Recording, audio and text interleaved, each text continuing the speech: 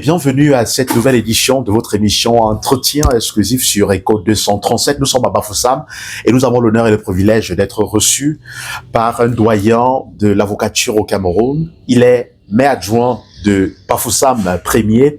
C'est un honneur encore ce matin d'être reçu dans le cabinet de Maître Lavoisier Tsapi. Bonjour Maître.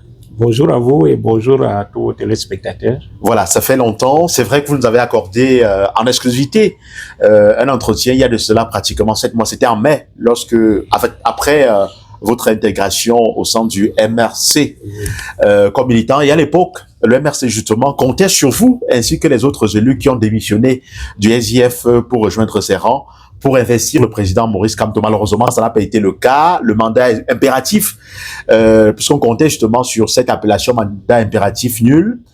À ce jour, beaucoup de Camerounais se disent que le MRC leur a vendu le vent. Est-ce le cas? Est-ce que vous avez menti en disant que votre démission d'un autre parti en tant qu'élu et l'intégration, je vois alors, la réintégration au sein du MRC devait vous permettre justement d'investir au président Maurice Kamto? Non, vous savez bien que au Cameroun, on n'est pas en démocratie. Et dans notre pays, les lois ne disent rien à ceux qui sont chargés de les appliquer. Et notamment que le gouvernement le gouvernement qui est à l'origine de toutes les lois est le premier à les fouler aux pieds. La question du mandat impératif a été clairement expliquée par le professeur Tim Chuen Moïse, qui est enseignant agrégé de droit privé à l'université de Tchang. Tout à fait. Il n'y avait pas meilleur cerveau pour expliquer ce que c'est que le mandat impératif. Notre intégration à MRC permettait légalement, sur le plan du droit, que le MRC investisse le professeur Maurice Kamto. Mais comme vous l'avez vu avec les résultats de l'élection présidentielle, ceux qui gouvernent ne sont pas prêts à laisser le pouvoir. Ils ne sont pas prêts à accepter que la démocratie s'installe. C'est pour ces raisons que des arguments farfelus ont été avancés pour dire que nous ne bénéficions pas du mandat impératif, etc. et pour permettre à ce que la candidature du professeur Kamto soit disqualifiée. Mais je voudrais dire que c'est un problème de non-droit. Nous sommes dans un état où le droit ne dit rien à personne. Vous n'avez qu'à voir le code électoral et toutes les failles qu'il permet pour que les fraudes électorales soient pratiquées. Notamment le refus d'un système électoral à 2 tours, le refus du bulletin unique avec ce qu'on constate comme l'achat de voix sur le terrain et beaucoup d'autres choses. Donc, nous ne sommes pas dans un état de droit. Si on était dans un état de droit, la question du mandat impératif ne se poserait pas. Il y aurait unanimité sur ce que un élu municipal ou même un élu à l'Assemblée, quand il a démissionné ou quand il est exclu de son parti, c'est le parti qui perd le mandat. L'élu ne perd pas le mandat. Puisque une fois que nous avons été exclus du SIF en 2023, nous sommes restés à la commune, on ne nous a pas exclus à la commune. Nous avons occupé notre mandat de conseiller jusqu'à ce jour. Ça, c'est la preuve que le mandat est collé à la tête de l'élu, sur la tête de l'élu. Ces manquements que vous évoquez peuvent-elles constituer des raisons qui justifient votre silence depuis ces événements? On sait que le professeur Maurice Kamto a démissionné du MRC. Il était contraint finalement de démissionner pour intégrer le Manidem afin d'espérer une investiture à l'élection présidentielle, ce qui n'a pas été le cas. Malheureusement, le Conseil constitutionnel et l'ECAM ont recalé sa candidature. Mais depuis lors, vous êtes resté totalement silencieux. Oui, vous savez que face à cette injustice, la seule solution qui s'impose, d'autant plus que la justice est complice de ceux qui gouvernent, la seule chose qui reste, c'est peut-être de prendre des armes, d'aller dans le maquis. Mais nous ne choisissons pas cette solution, on ne choisit pas la solution d'une confrontation armée. Parce que quand de telles choses se déclenchent, on ne sait pas Jusqu'où ça peut aller, on ne sait pas. Et généralement, c'est les civils innocentes qui sont victimes. Donc, le MSC a choisi le changement par les urnes et dans la paix. C'est ce qui justifie que quand on constate que la justice, étroitement contrôlée par le pouvoir, comme vous le savez, le président de la République, qui est militant d'un parti politique, qui est président d'un parti politique, et en même temps le chef du judiciaire, s'il est président du Conseil supérieur de la magistrature, ça veut dire que c'est le parti au pouvoir qui recrute les magistrats, c'est le parti au pouvoir qui les sanctionne, qui organise leur promotion, etc. Ça ne leur donne pas la liberté de faire ce qu'ils veulent. Quand on est face à des questions qui concernent l'avenir du pouvoir. Donc moi je pense que lorsque on fait ce constat-là, on est obligé de chercher d'autres voies pacifiques. Si on est resté calme, c'est parce que justement on ne voulait pas que les Camerounais versent davantage du sang. Vous avez vu avec les résultats de l'élection présidentielle et justement la répression de la contestation, combien de morts on a compté. Donc ça fait que nous sommes devant un pouvoir qui est un pouvoir militarisé à outrance. Beaucoup de contestations se terminent dans le sang. À la différence des pays vraiment démocratiques où, quand il y a contestation, on essaye d'écouter ceux qui contestent, pourquoi ils contestent, et on essaye de trouver les voies pacifiques pour essayer de régler les litiges ou les points qui sont contestés. Maître, parlons justement de cette élection présidentielle qui est déjà passée, il faut le dire, puisque le Conseil constitutionnel a déclaré le président sortant vainqueur.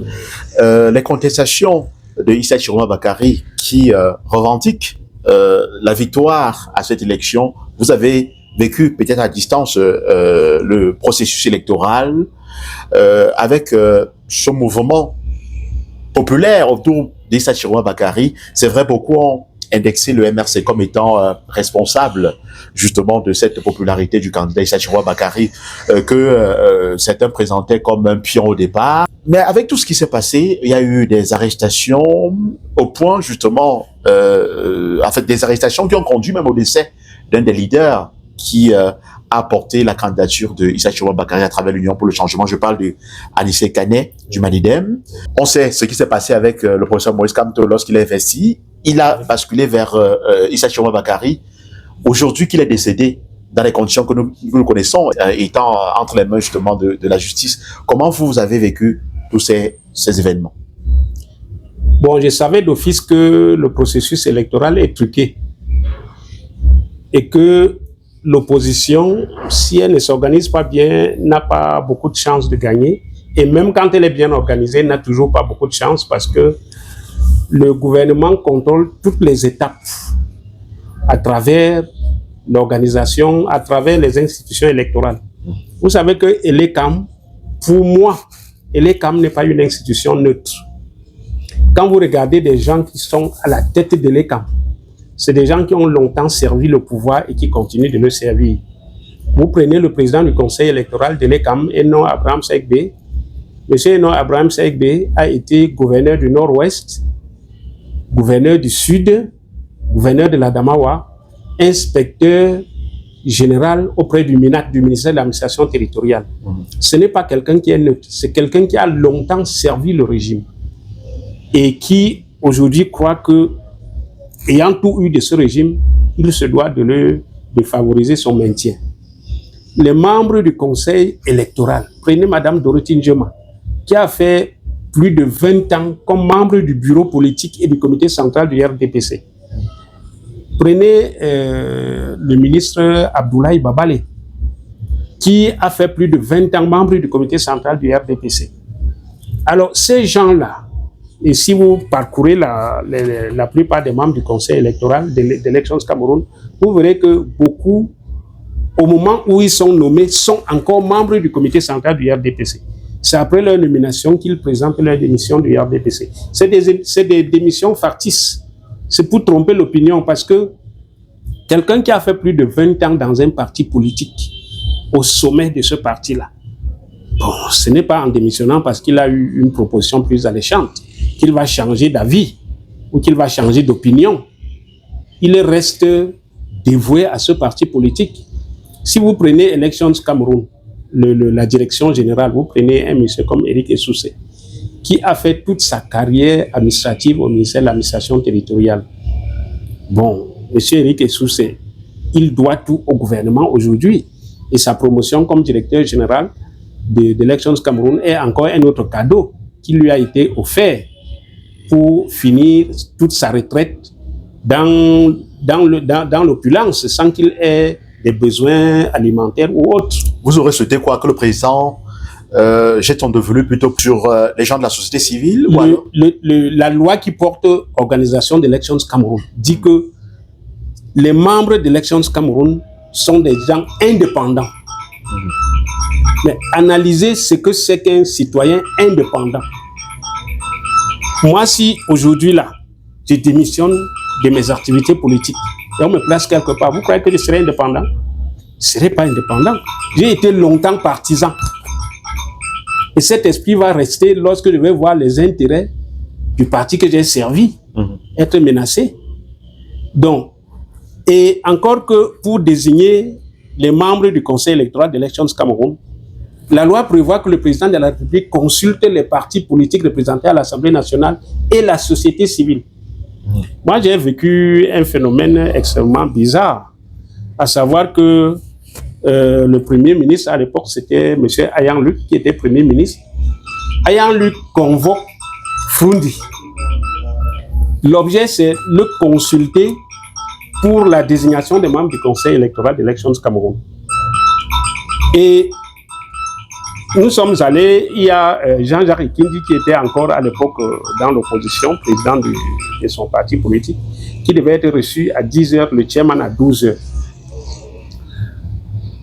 J'ai accompagné le chairman à cette convocation. Mais à peine le Premier ministre nous a reçus que la liste des membres du Conseil électoral a été lue. Le président de la République avait signé le décret nommant les membres du Conseil électoral, alors que nous étions encore en consultation. Donc vous comprenez que ce n'est pas que quand on dit que le chef de l'État consulte, il ne consulte pas. Il choisit qui il veut en fonction de ses intérêts et des intérêts de son parti. Dans la plupart des pays démocratiques, le chef de l'État n'est plus président d'un parti politique. Parce que quand vous êtes chef d'État, vous êtes chef de l'État pour tous les Camerounais. Et si vous devenez président d'un parti politique, ça veut dire que vous êtes partisan. Vous avez un groupe de Camerounais qui vous sont fidèles. Et ce n'est plus démocratique, ça. Oui, vous évoquez justement cette partialité, comme vous le dites, des membres de l'ECAM, qui a minuit les chances de l'opposition à une élection présidentielle au Cameroun, ou alors au scrutin qui s'est déroulé. Vous avez évoqué l'hypothèse où l'opposition même se réunissait. Ça n'aurait pas été évident que cette opposition-là puisse gagner l'élection. Mais au regard justement du contexte qu'on a observé, je vais dire, avec cette adhésion populaire des Camerounais qui sont allés quand même voter, une bonne partie de ces Camerounais-là estiment que leur voix n'a pas été entendue. Et ça a découlé sur tout ce que nous connaissons aujourd'hui. L'équipe d'Issa Chiroma Bakary continue de contester ces résultats-là. Il estime que le droit doit être dit à ce niveau-là. Est-ce que vous pensez qu'on peut encore faire chemin inverse, ou alors chemin arrière à ce niveau-là? Bon, les revendications sont légitimes. Parce que ces revendications sont fondées sur une réalité électorale. J'ai pris la peine personnellement de parcourir plus de la moitié des bureaux de vote de la ville de Bafoussam après le dépouillement.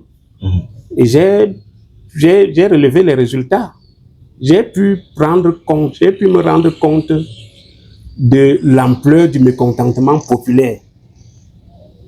Et quand les gens estiment que leurs droits sont bafoués, quand les gens estiment qu'ils souffrent et que même la possibilité de leur donner un réconfort moral est supprimée, ça peut amener à tous les dérapages qu'on peut voir. Donc, je pense que si aujourd'hui on estime que le Conseil constitutionnel, qui est aussi composé d'amis du président, quand vous voyez les gens qui sont membres du Conseil constitutionnel, c'est des gens qui ont cheminé avec le président de la République, qui est président d'un parti. beaucoup sont non partisans. Et quand nous constatons aussi que le président de la République est le président du Conseil de la magistrature, qu'il peut à tout moment tenir un Conseil de la magistrature, radier un magistrat ou alors sanctionner un magistrat, bon, ça fait que le Conseil constitutionnel, les gens qui sont au Conseil constitutionnel, même s'ils ont une certaine personnalité, parce que beaucoup sont des hautes personnalités, des hauts magistrats, des anciens ministres, etc. Donc, c'est des gens qui sont à l'abri de tout et qui pouvaient avoir une indépendance d'esprit pour redresser le Cameroun. Mais nous constatons que ce n'est pas le cas. Et encore que, une chose que j'ai constatée dans ce processus électoral, c'est que la plupart des procès-verbaux arrivent à la Commission nationale déjà falsifiés, déjà truqués. Les falsifications des procès-verbaux, ça se fait à la base. C'est là où l'opposition doit être vigilante. C'est-à-dire, pour une élection comme l'élection présidentielle, c'est dans les tribunaux de grande instance qu'il faut veiller à ce que les procès-verbaux qui sont transmis là-bas soient des procès-verbaux authentiques. Mais c'est pas souvent le cas. Parce que la Commission nationale de recensement, elle ne peut pas opérer un miracle. Si on lui envoie un procès-verbal d'une commission départementale déjà falsifié, si l'opposition n'a pas un document contraire à cela, la commission va se contenter de ça et va renvoyer ce document au Conseil constitutionnel. Le Conseil constitutionnel aussi ne fera pas de miracle parce que quand il reçoit le rapport de la Commission nationale avec des résultats truqués à la base, ils sont obligés de prononcer ces résultats-là. Donc, je pense que la plus grande vigilance doit se faire dans les bureaux de vote au moment où on remplit les procès-verbaux, que l'opposition s'arrange à ce que dans la plupart des bureaux de vote, ils aient leurs procès-verbaux et qu'on investisse les commissions départementales où ces résultats sont centralisés. Dans beaucoup de commissions départementales, les résultats ont été faussés. Que ce soit dans les régions, que ce soit dans la région de l'Ouest, du littoral, du centre, dans beaucoup de commissions départementales, les résultats n'ont pas été ceux qui sont sortis des urnes. Est-ce que l'opposition avait une preuve pour pouvoir justifier de ce que les résultats étaient faussés? Bon, moi je pense que l'opposition, je ne sais pas, je ne suis pas proche de Issa Chiroma Bakary qui revendique la victoire, mais je crois que s'il le revendique, il doit avoir un motif de revendication. Mais vous savez que pour l'élection présidentielle SILA, celle de 2025, il y a des associations de la société civile qui ont mis sur pied un logiciel destiné à recenser les résultats. Notamment Maître Michel Ndoki. Oui. Et ils ont collecté énormément de résultats parce qu'aujourd'hui, avec le téléphone Android, c'est très facile. On peut entrer dans un bureau de vote puisque les résultats sont publiés dans chaque bureau de vote et affichés. On peut arriver dans un bureau de vote, on filme un résultat et en un clic, on l'a envoyé dans un centre de centralisation. Donc, je crois que beaucoup de ces résultats étaient centralisés comme ça et il y a des associations de la société civile qui ont les résultats de beaucoup de bureaux de vote qui prouvent que c'est l'opposition qui a remporté cette élection. Bon, malheureusement, ces procès-verbaux et ces résultats n'ont pas été publiés pour que l'opinion se fasse une idée si la revendication est légitime ou si elle n'est pas fondée. En tout cas, nous n'allons pas remettre en question les résultats du Conseil constitutionnel, puisque ces résultats sont des dogmes. On questionne juste, je vais dire, la position de Issa Chiroma Bakary qui revendique toujours sa victoire. Malheureusement, cette revendication qui aboutit sur des mouvements de villes mortes, avec des contestations qu'on a eues, avec des morts qui en ont découlé. Malheureusement, une fois encore, il y a l'un des leaders politiques qui était au centre justement de ce mouvement populaire autour de Issa Chiroma Bakary, qui a perdu la vie étant en prison parce que interpellé pour avoir déclaré officiellement que Issa Chiroma Bakary avait remporté cette élection. Vous avez certainement connu Georges Anissé Canet, qui est un vieux routier également de la politique comme vous. Quel est le commentaire que vous inspire sa détention et puis son décès. Oui, c'est malheureux ce qui est arrivé au président Ekane, que je connais personnellement, parce que j'ai fait partie du collège d'avocats qu'il a défendu en 1990 devant le tribunal militaire de Yaoundé, en même temps que l'ancien bâtonnier Yondo Blak. Il est vrai que nous sommes allés pour défendre l'ancien bâtonnier. Tous les avocats du Cameroun avaient été mobilisés pour défendre l'ancien bâtonnier. J'en faisais partie. J'étais au tribunal militaire. J'ai découvert Ekane. Et par la suite, nous nous sommes retrouvés dans beaucoup d'autres rencontres politiques de l'opposition. J'appréciais beaucoup son franc-parler et même sa détermination. J'estime que ce qui lui arrive est malheureux. Malheureux parce que ceux qui l'ont interpellé et qui l'ont gardé connaissaient parfaitement sa situation sanitaire. Je pense que quand le ministre de l'administration territoriale dit qu'il lui a rendu visite au CHU, à l'hôpital du CHU, beaucoup de Camerounais devraient comprendre que le ministre de l'administration territoriale connaissait parfaitement sa situation sanitaire. Et quand on l'interpelle, sachant qu'il vit avec un extracteur d'oxygène sans lequel il ne peut pas vivre longtemps, en le privant de cet extracteur d'oxygène, le but recherché était de le mettre à mort. Le mettre à mort, pourquoi? Parce qu'il a osé soutenir un candidat qui a mis à mal le pouvoir en place. Et c'est extrêmement malheureux que dans notre pays, pour ses opinions politiques, pour avoir choisi un camp en politique, on puisse trouver la mort. Ça ne devrait plus arriver au XXe siècle ou au XXIe siècle. Ça ne devrait plus arriver à des Camerounais. Donc, je suis très désolé par cette situation. Ekane Anicet s'est vraiment sacrifié pour que nous ayons le changement. Malheureusement, il n'y aura pas ce changement.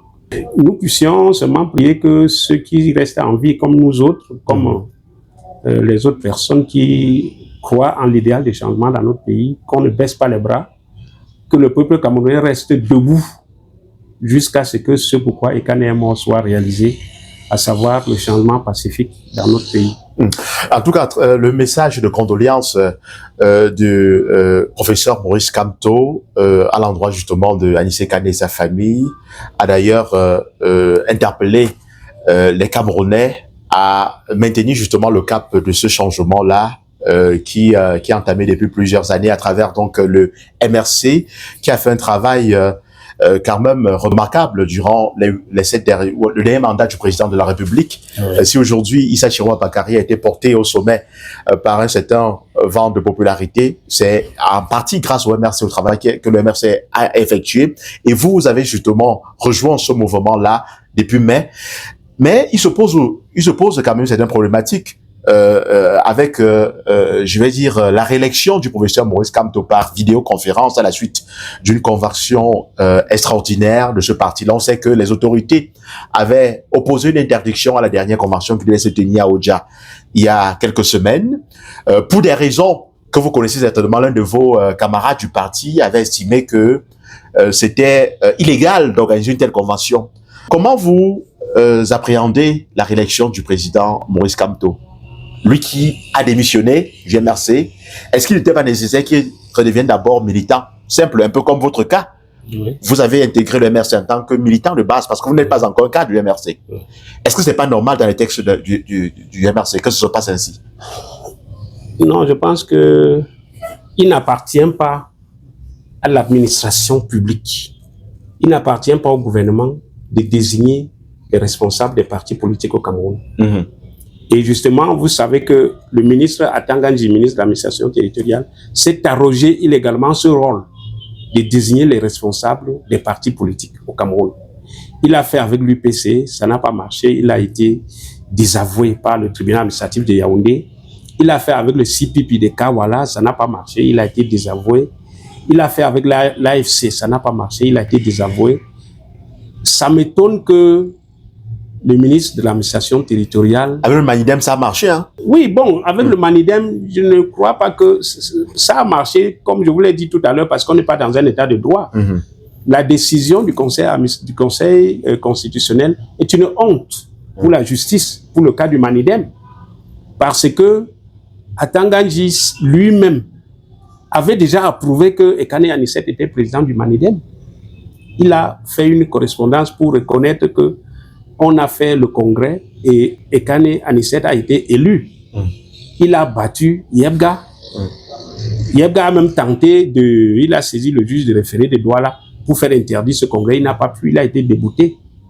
Donc, revenons sur le cas GMRC, oui. Oui, ce congrès s'est passé dans la légalité totale et je crois que le MINAT a fait un faux. Parce que prétendre que le site du MINAT a été piraté, c'est faux. Puisque au jour d'aujourd'hui, on ne nous a pas dit qui a piraté le site du MINAT. On ne nous a pas dit quelles sanctions on a prises contre celui qui a piraté ce site. Donc ça avait été un jeu entre le ministre de l'administration territoriale et M. Yebga. L'objectif était d'écarter un candidat gênant pour le pouvoir, le professeur Maurice Kamto. Est-ce que Maurice Kamto n'est donc pas gênant? Est-ce que le fait d'être réélu à la tête de ce parti-là, lorsqu'on sait que l'autorité administrative s'est opposée justement à la convention qui devrait en réalité le relire pour les raisons que j'ai évoquées, est-ce que le fait d'avoir procédé ainsi par vidéoconférence ne l'expose pas plus tard? Non, c'est un processus qui est prévu par les textes du MRC. Et ces textes sont déposés au ministère de l'administration territoriale. Parce que vous savez, quand vous voulez créer un parti politique, vous joignez, entre autres éléments du dossier, il y a le statut, le règlement intérieur du parti qu'on se propose de créer. Et tout ça est passé au peigne fin par le ministre de l'administration territoriale, par les services de renseignement de l'État. Donc, le MINAT ne peut pas ne pas connaître que une convention peut se tenir par vidéoconférence au sein du MRC. Le MINAT le sait. Et il sait que ce qui a été fait est parfaitement légal par rapport au texte du MRC et que c'est quelque chose de normal. Donc, pourquoi avoir choisi cette option? Puisqu'on sait que la convention en présentiel permet à tous les délégués et à tous les responsables justement du parti qui sont concernés par cette élection-là d'y prendre part. Est-ce que à ce niveau-là, le MRC n'a pas peut-être privilégié la réélection, la reconduction du professeur Maurice Kamto au détriment d'autres membres du parti qui voyaient en ce retour un problème? Non. Ceux qui voyaient en ça un problème, la seule solution, c'était de se présenter et de se faire investir et élire par les délégués. Si vous savez que vous êtes populaire dans un parti politique, présentez-vous et faites-vous élire par les militants. Ce qui n'a pas été le cas. Moi, je pense que Okala Ebode, qui a initié ça, est quelqu'un qui est manipulé par le pouvoir politique. Il est manipulé par le pouvoir pour nuire au MRC, que le parti au pouvoir continue de considérer comme son pire ennemi. Donc, je crois que pour ce genre de choses, les militants du MRC ont pris leurs responsabilités. Le processus qui a conduit à la convention par vidéoconférence a été scrupuleusement respecté. Si Okala Ebode avait estimé que le texte était violé et que peut-être le règlement du parti n'a pas été respecté, peut-être qu'il peut saisir le tribunal administratif pour demander qu'on annule les résolutions de cette convention. S'il le saisit, le MRC ira au tribunal se défendre sur la légalité du processus. Je crois que c'est un peu ça. Le gouvernement monte beaucoup de gens, beaucoup de militants pour casser leur propre parti politique. Quand j'étais dans le SDF, nous avons connu ça à plusieurs reprises. Nous avons connu un certain docteur Takoudjou qui avait convoqué un congrès du SDF à la maison du parti, au palais des congrès à Yaoundé. Mais ça a créé des problèmes. Le palais de congrès de Yaoundé a failli partir en flammes. Lui était la vigilance des forces de l'ordre qui avait été déployée pour empêcher. Nous avons connu le cas de Kamdoum Basile, à Yaoundé, qui avait également tenté de faire remplacer le chairman illégalement. Il y a même eu un congrès organisé par feu le bâtonnier Bernard Mouna à Yaoundé, au cours duquel un certain Grégoire Dibole avait été retrouvé mort. Bon, on a accusé le chairman et autres militants du parti de l'avoir assassiné. Et un procès a eu lieu à Yaoundé aujourd'hui. Le procès s'est terminé en instance. Quelques militants du parti avaient été condamnés. Nous avons fait appel. 8-9 ans après, le procès n'est plus jamais ressorti à la cour d'appel du centre. Donc, vous voyez que quand le gouvernement monte des gens pour tenter de saboter les partis politiques, il est vrai qu'en politique, tous les coups sont permis. C'est des choses sales, mais Okala Ebode, c'est un pion du pouvoir monté pour saboter le MRC. Et je crois que tant que le MRC va vivre, tant que le MRC va respirer, le pouvoir n'aura pas de sommeil. En vous entendant parler, si je me refais justement à vos déclarations, il est possible donc pour un individu lambda qui décide d'intégrer le MRC aujourd'hui, par exemple, il peut directement, en intégrant, solliciter le poste de président de ce parti, c'est ça, maître? Non. Et pourquoi? Ce n'est pas forcément ça. Ce n'est pas le même cas avec le professeur Maurice Kamto? Non, il ne faut pas. Ce n'est pas la même chose avec le professeur Kamto. Il ne faut pas oublier que le professeur Maurice Kamto est membre fondateur du MRC. Ce n'est pas quelqu'un qui adhère nouvellement. Il est d'abord membre fondateur du parti. Il était président? Oui, et il était président. Nous savons dans quelles circonstances il a été amené à quitter la tête du MRC. C'était justement pour essayer de se présenter à l'élection présidentielle et voir si il peut redonner le sourire aux lèvres de des millions de Camerounais. Donc, si cette tentative n'a pas marché et qu'il revient dans le MRC, il ne revient pas comme nouveau militant. Parce que le nouveau, c'est celui qui n'a jamais milité. Tout à fait. Il revient comme ancien et membre fondateur du parti. Et je crois qu'à ce niveau-là, ayant été déjà président du parti, s'il revient et se présente directement à la présidence, ça ne viole pas les textes du MRC. Comme quoi, s'il n'est pas là, le parti est appelé à mourir. Et ça dit qu'il n'y a pas des gens qui peuvent, par exemple, être président de ce parti en dehors du professeur Maurice Kamto? Non, on n'empêche à personne de se présenter à n'importe quel poste au sein du parti. Vous savez, moi je sors du SDF. Quand Froundi était en vie, beaucoup de gens disaient que c'était la même chose et tout ça, mais à plusieurs reprises, Froundi a eu des concurrents à l'élection au poste de chairman. Il y a eu Bernard Mouna, il y a eu un industriel qui est à Douala, il y a eu un autre militant qui est en France, il y a même eu Célestin Jamen qui s'est présenté contre le chairman, etc. Le chairman a eu beaucoup de concurrents et à chaque fois il gagnait l'élection. Ça, c'est ceux qui ont eu le courage de s'opposer et de se présenter. Dans le MRC, il n'est interdit à aucun militant de se présenter au poste de président national.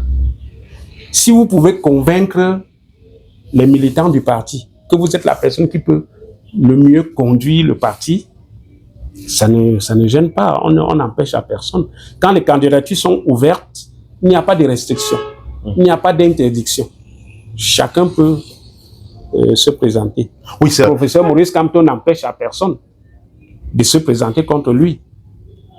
C'est vrai, dans votre logique, vous parlez de renouvellement des organes dirigeants.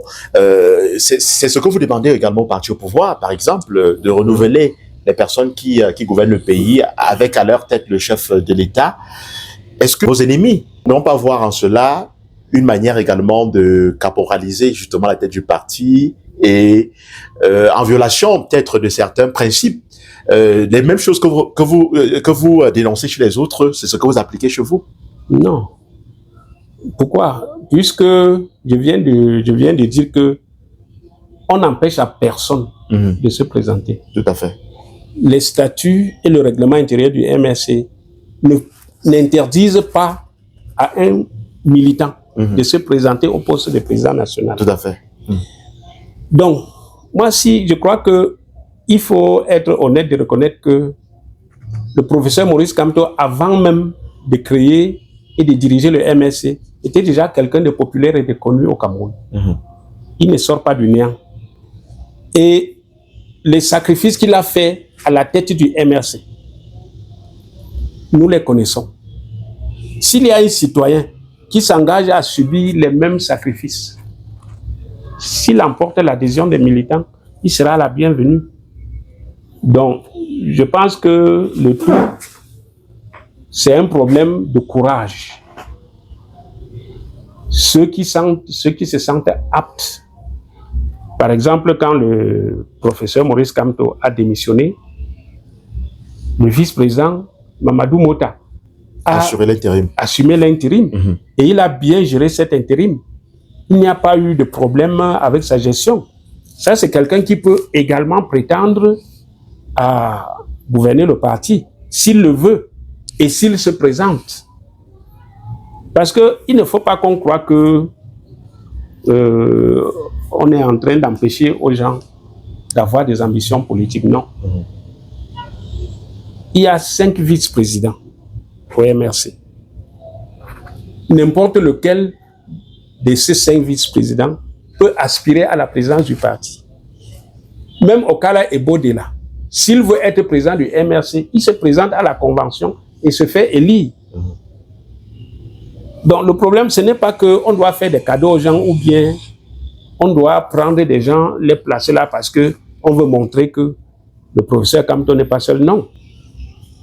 On ne peut pas forcer les militants à solliciter des postes dont ils ne se croient pas capables d'assumer. Être président d'un parti politique au Cameroun, moi j'en sais quelque chose, c'est une responsabilité extrêmement absorbante. Si on veut travailler dans l'intérêt de la population, on ne doit même pas avoir une autre activité. Parce qu'il faut répondre aux sollicitations de la population, il faut faire ceci, il faut descendre dans la rue, il faut mobiliser et tout ça, il faut trouver les moyens pour faire fonctionner le parti. C'est une responsabilité qui est absorbante. Et je crois qu'il faut vraiment avoir une grande force, à la fois morale, financière, etc., pour prétendre occuper de telles responsabilités. C'est un fois, en ce retour du professeur Maurice Kamto à la TGMRC, un moyen de baliser la voie aux élections municipales et législatives qui arrivent dans quelques mois. Le MRC fera-t-il partie de cette aventure ou alors ce sera encore le boycott? Est-ce que vous avez déjà, vous en avez parlé déjà au sein du parti? Oui, le professeur Maurice Kamto a déjà à plusieurs reprises répondu à cette préoccupation. Le MSC sera présent aux prochaines élections municipales et législatives. Et ce n'est que normal parce que la vraie démocratie faut partir de la base pour monter. Donc, il faut commencer par prendre les communes, prendre des sièges à l'Assemblée et puis prouver que le changement part de là. Et c'est pour ça que pour les élections de 2026, municipales et législatives, le MRC ne peut plus commettre l'erreur d'être absent. Parce qu'on a vu ce que ça nous a posé comme problème, l'absence de 2020. Et on ne va pas toujours donner l'occasion à ceux qui gouvernent en brimant le peuple de continuer à le faire.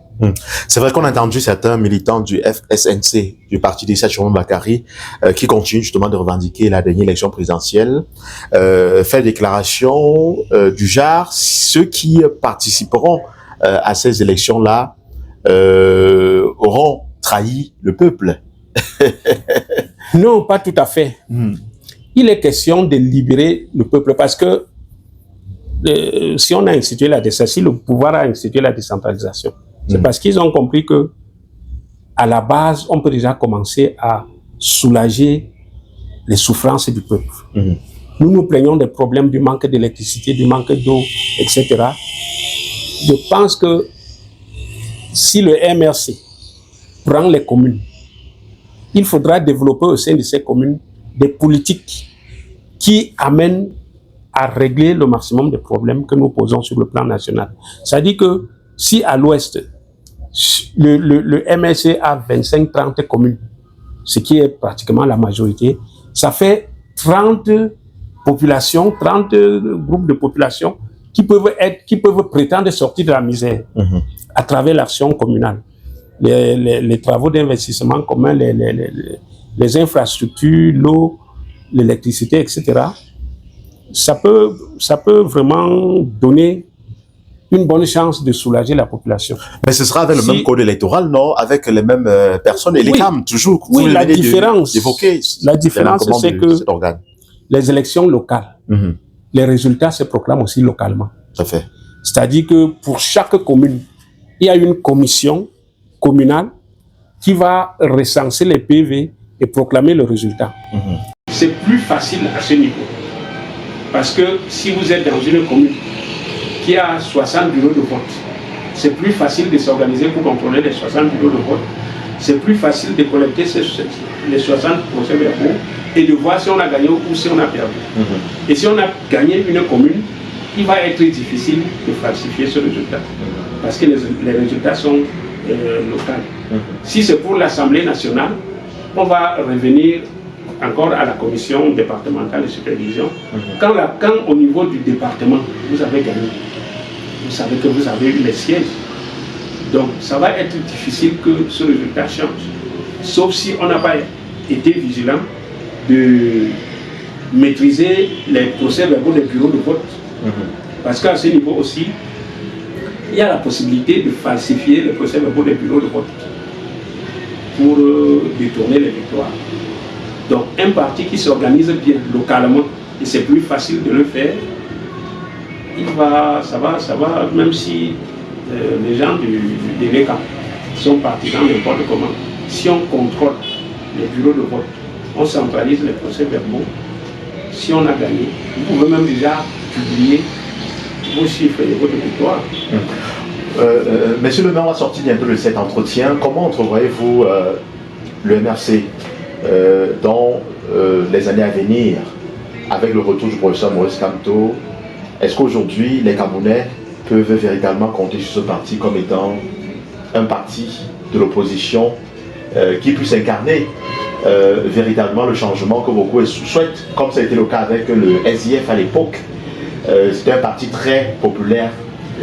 Est-ce que le MRC peut, dans les prochaines années, justement, jouer véritablement ce rôle au-delà de tout ce qui s'est passé précédemment?